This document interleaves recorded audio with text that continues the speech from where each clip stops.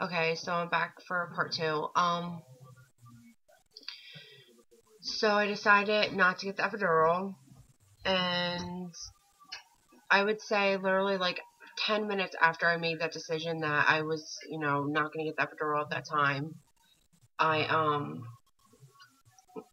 looking at Christian, I, started feeling really, really bad pressure. Like on a scale of 1 to 10, it was like a 5, 6 at this point, and I went to the bathroom and I was like, oh my gosh, like, I cannot, like, this is crazy. This is so much pressure.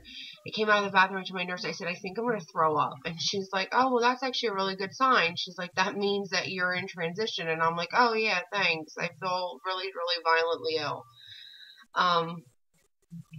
And I started getting, like, kind of shaky. And also I started getting cold sweats. And I felt hot. And I kept, like, going back and forth between being really hot and sweaty and just cold and sweaty. And, I told her, I said, I want to get in bed and I kind of want to hang over, the back of the bed.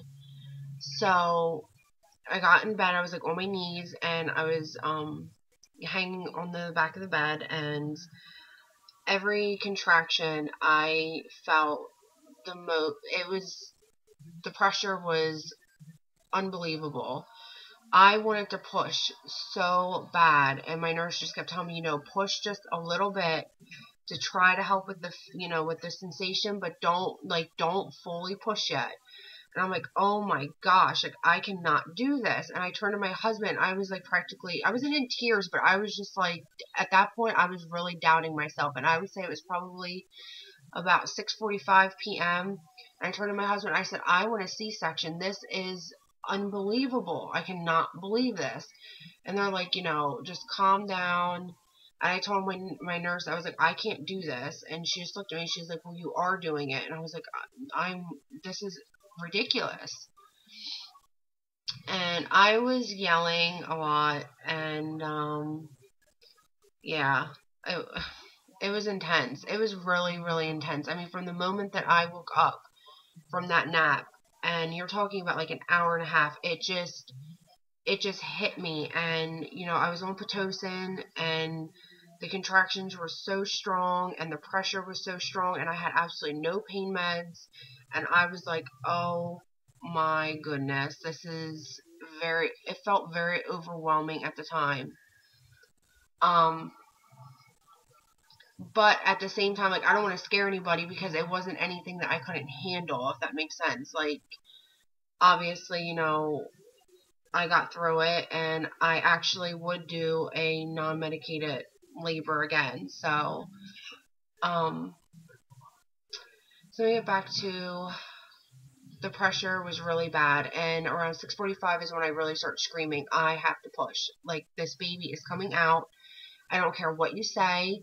The pushing a little bit is not helping anymore. I really, really need to push. So I had to scream that for like 15 minutes. I kept telling them, please get my doctor. I'm going to have this baby on the bed.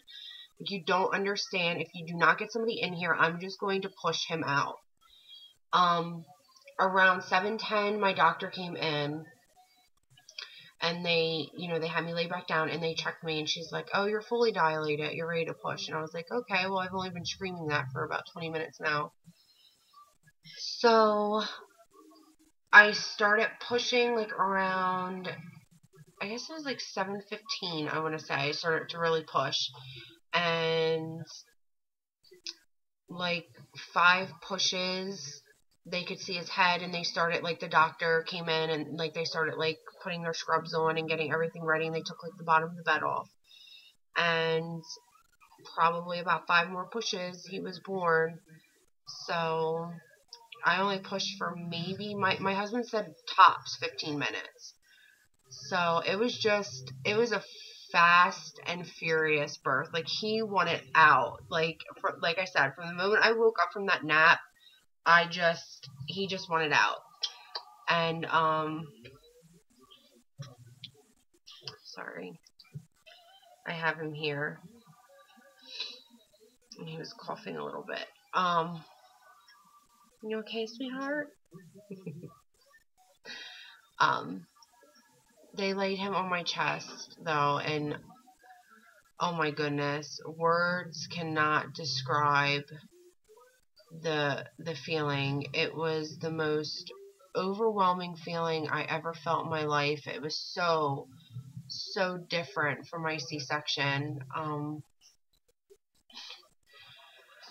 If I could tell anybody who's considering a VBAC, I know some people need C-sections for, different medical reasons and everything like that, but if you are a candidate for a VBAC and your doctor recommends it, at least give it a try. It is the most beautiful experience you'll ever experience, and I'm just so happy that I got my VBAC, and like I said, I wouldn't trade it for anything.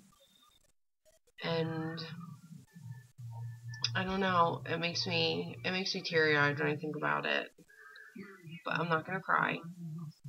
So I did cry though when he was put on my chest. Oh my goodness, me and my husband we just bawled, and I really was just crying. It was the most exhilarating feeling in the world, and just to know that I did it, and yeah, I felt so high and empowered and like Superwoman. It was just amazing.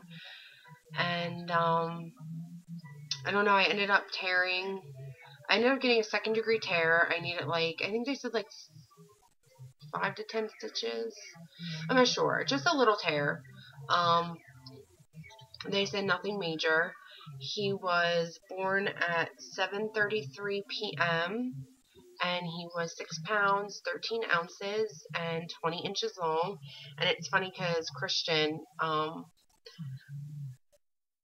my first son, he was 6 pounds, 13 and a half ounces, and 20 inches long. So my mom's like, you have little babies. And we're doing great, and that's my story. And like I said, I wouldn't trade it for anything.